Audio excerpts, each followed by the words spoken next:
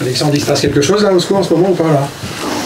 Il y a un peu plus de monde dans la salle de presse, mais c'est bien. Ça... Comment tu gères cette semaine qui est évidemment particulière, mais est-ce qu'il faut justement qu'elle soit particulière ou pas trop? J'imagine ton rôle est de trouver le bon curseur. Ouais. Démystifier un peu ce match, mais pas oublier aussi qu'il peut vous emmener là où vous voulez aller depuis le début. Oui, c'est sûr, c'est garder en tête que c'est un match important pour nous, bien évidemment, on le sait. Et puis garder aussi ce qu'on fait bien depuis le début de saison. Voilà, on a des repères, on a un cadre de travail.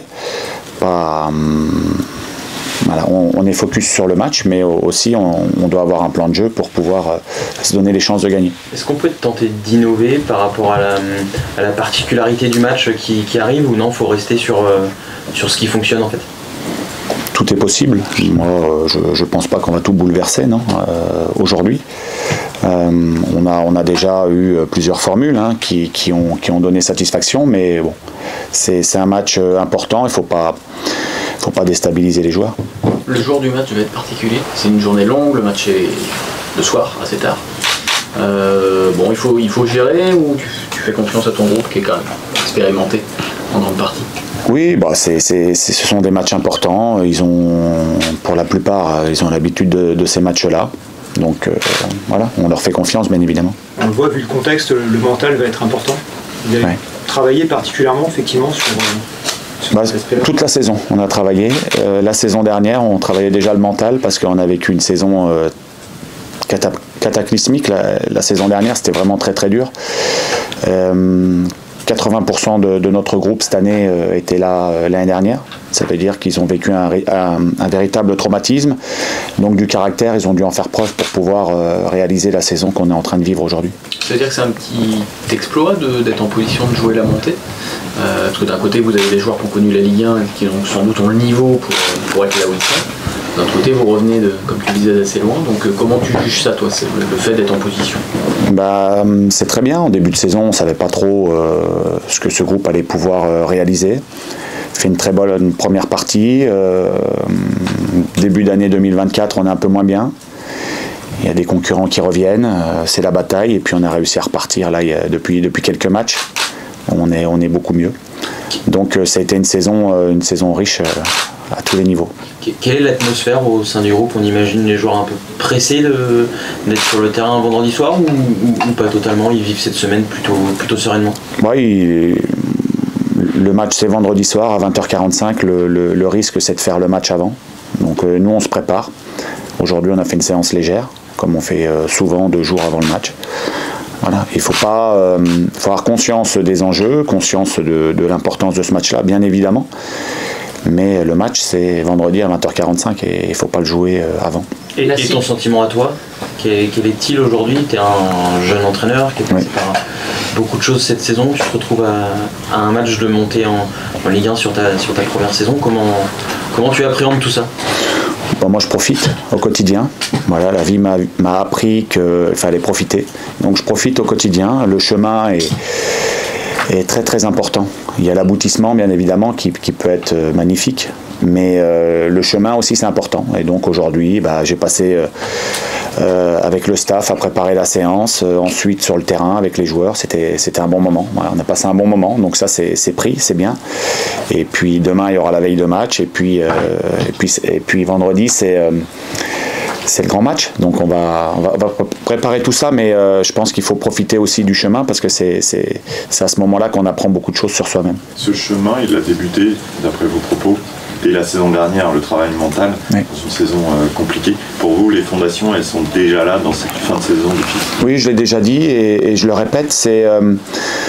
La saison dernière, moi j'ai pris à 12 matchs de la fin. La saison dernière, on était quasiment condamnés, pas encore mathématiquement, mais on était très très très loin. Et c'est un groupe qui a fait mieux, sur la fin de saison. On n'a pas gagné tous les matchs, évidemment, mais on a fait mieux. Dans l'état d'esprit, c'était mieux. Et puis, je le répète, il y a 80% de ces joueurs-là qui sont encore là aujourd'hui. On partait dans l'inconnu, mais c'est vrai que la fin de saison dernière, déjà, nous a permis de construire des choses, de faire des choix, et puis de faire confiance à certains joueurs cadres. Qu'est-ce qui fait la force de ce groupe? C'est un groupe qui est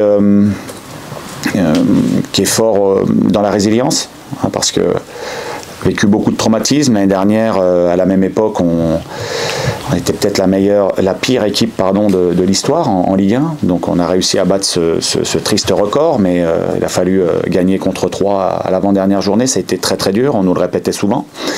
Et donc ces joueurs-là, maintenant, jouent les premières places. Alors on a été devant, on a eu des concurrents qui ont vraiment fait des séries fantastiques puis qui se sont rapprochés. On est encore dans le coup à la 37e, donc pour nous c'est très beau, mais on a envie d'aller au bout maintenant. La situation de Troyes, elle n'est toujours pas réglée, ce qui fait que Dunkerque, votre adversaire, va être encore concerné par quelque chose. Est-ce que le club s'en est plaint auprès de la LFP? Est-ce que quelque part ça pose quand même un petit problème un peu critique avant cette dernière journée? Moi je pense que Dunkerque est sauvé, parce qu'on ne peut pas jouer un match après la fin du championnat. Donc pour moi Dunkerque est sauvé. Après, moi, je ne suis pas décideur, je suis juste entraîneur du SCO. Est-ce que tu retiens 3 moments, 3, 4, j'en sais rien, moments importants de cette saison qui la raconterait bien cette saison? Ouais. Il y a la prépa où tout se passait bien, où j'étais content du groupe, mais pendant la prépa, on n'a quasiment pas gagné. Par contre, je sentais qu'il se passait quelque chose. Donc de l'extérieur, c'était difficile à percevoir. Moi, je sentais quelque chose, je sentais un bon groupe. Mais on n'était pas récompensé et on a beaucoup perdu pendant la phase préparatoire et on gagne qu'au bout du 4e match. Il y a ce match, d'ailleurs, ce 4e match qui est important encore, c'est Dunkerque, où on va gagner là-bas, sans être brillant, mais à l'énergie, à la dernière minute. Un match qui nous avait fait du bien, qui nous avait lancé. Il y a ce match de Rodez, où on est plutôt bien en première mi-temps, on est très mauvais en deuxième et on est puni. Et après, de nouveau, on a eu une très très belle phase. Il y a ce match de Concarneau aussi. Voilà, on était dans une phase qui n'était pas géniale en termes de résultats, en termes de dynamique. Et à Concarneau, à la mi-temps, on a fait des ajustements qui nous ont permis de repartir de l'avant et qui aujourd'hui portent encore leurs fruits. Donc c'est vrai que cette saison, c'est une succession de mini-événements comme ça qui ont fait que, c'est pour ça que je parlais de résilience, souvent dans des moments de souffrance, des moments de difficulté, c'est à ce moment-là qu'on est reparti. Et c'est l'une des fiertés que j'ai par rapport à ce groupe-là. Est-ce que tu sais déjà ce que tu vas dire à tes joueurs vendredi? Cette causerie, on y réfléchit longtemps à l'avance ou pas du tout? Ça va être naturel et dans la lignée de ce que tu fais depuis très longtemps? Il y a toujours une partie de préparation puis une partie de feeling, d'intuition. Donc ça sera un mélange de tout ça. Je pense pas qu'il faille en faire de trop. Je pense que la motivation, elle doit être naturelle et puis insister sur la maîtrise qu'on doit avoir aussi pour pas surtout garder les idées claires pour pouvoir gagner ce match-là. Il est facile à préparer ce match-là ou ben non, parce qu'il y a un enjeu tel et un adversaire dont évidemment on ne sait pas à quel point le relâchement peut aider. On a vu qu'Annecy, ça les a quand même plutôt libérés sur le début de match et rendu plus dangereux. Est-ce qu'il est facile à aborder avec tout ce contexte-là? Ouais, non, sur les matchs décisifs comme ça, les matchs coup près, c'est forcément des matchs qui sont pas simples à préparer parce qu'on réfléchit à tout un tas de choses, mais je pense qu'il faut garder un maximum de naturel. Je pense que les joueurs ont aussi une grande part dans l'implication individuelle. Voilà, je pense que là, on en est là aussi. Voilà, mais forcément que ces matchs-là, les matchs coup près, ce sont des matchs particuliers, évidemment. Il faudra emmener le public avec vous, l'emballer ce match, parce que l'idée c'est quand même de le gagner pour être sûr d'y aller. C'est ce plan-là que tu fais? Oui, évidemment que quand on a du monde au stade, il faut les emmener avec nous. Et puis on a vu aussi parfois à domicile que parfois qu'on était un petit peu moins bien, c'est eux qui ont été à l'initiative. Donc ce sera pour moi un mélange des deux en fonction des événements. Symboliquement, terminé à Copa, vous avez beaucoup gagné cette année, vous avez quand même construit beaucoup de choses. Ce serait la conclusion parfaite. C'est un atout probablement de terminer ici avec le bilan qu'est le vôtre à domicile. Oui, pour nous c'est vrai que Copa cette saison c'est un avantage, c'est un point fort pour nous. Je crois qu'on a gagné 13 fois, ce serait la 14e, donc ce serait très très bien. Maintenant c'est sur un match. Et sur un match dans cette Ligue 2, il n'y a aucune assurance pour personne. Donc ça on l'oublie pas non plus. L'ambiance il y a celle du groupe, mais il y a celle peut-être en ville, autour du club. Est-ce que tu sens qu'il se passe un truc? Est-ce que vraiment je sais pas, on t'arrête dans la rue? Est-ce que c'est un peu foufou? Est-ce que tu sens qu'il se passe un truc de dingue à Angers en ce moment? Oui, Angers, les gens sont très respectueux, donc ils sont pas intrusifs. On sent quand même, on sent qu'il se passe quelque chose. Bien évidemment. Après, moi, je vais pas souvent en ville, donc je peux pas savoir. Je suis quelqu'un qui passe du temps ici et puis qui a tendance à rentrer chez lui. Et donc, mais les quelques fois où j'y vais, c'est vrai que on sent quelque chose. En tout cas, on m'arrête un peu plus que la saison dernière. Un entraîneur est obligé d'anticiper beaucoup de choses. Je ne veux pas casser l'ambiance, attention, mais si jamais ça se passe pas très bien vendredi, tu as déjà anticipé ce que pouvait être la suite. Tu es obligé d'imaginer tout ça. J'ai vu que vous avez mis une séance à samedi. Bien évidemment, on a le plan A, le plan B, le plan C. Le plan A, c'est on y arrive directement. Le plan B, c'est on passe pas le premier match du barrage. Et puis le plan C, c'est on va tout au bout. Donc évidemment que on doit anticiper tout ça. Mais pour ce qui est du match, moi j'ai qu'une équipe en tête aujourd'hui à battre, c'est celle de Dunkerque. Voilà, moi j'ai que ça en tête aujourd'hui. Si on prend l'hypothèse du plan A, tout se passe bien, Angers monte. L'une des questions qu'on peut se poser de l'extérieur, plus à long terme, ce serait monter, mais pourquoi faire? C'est quoi le projet du SCO en cas de montée en Ligue 1? Aujourd'hui, moi je ne le sais pas, parce que déjà, moi ma priorité c'est de faire les choses dans l'ordre. On va essayer de monter, et pour l'instant il n'y a rien de fait. Et après on verra. On verra, c'est les dirigeants qui vont faire les objectifs, qui vont monter les budgets, donc il y a beaucoup de choses, beaucoup de points d'interrogation aujourd'hui. Et aujourd'hui, très honnêtement, je suis incapable de vous répondre. Voilà. Moi, poser des questions sur Dunkerque, sur ce qui s'est passé dans la saison, je vais vous répondre. Aujourd'hui, sur la perspective de Ligue 1, j'ai pas encore assez d'éléments. Mais ce serait avec toi, de toute façon, tu souhaites rester, quoi qu'il arrive, à l'issue de cette saison? Moi, je suis bien au SCO. Moi, il me reste un an de contrat. Après, ça sera moi ou un autre. Forcément. Ça, j'en sais rien non plus.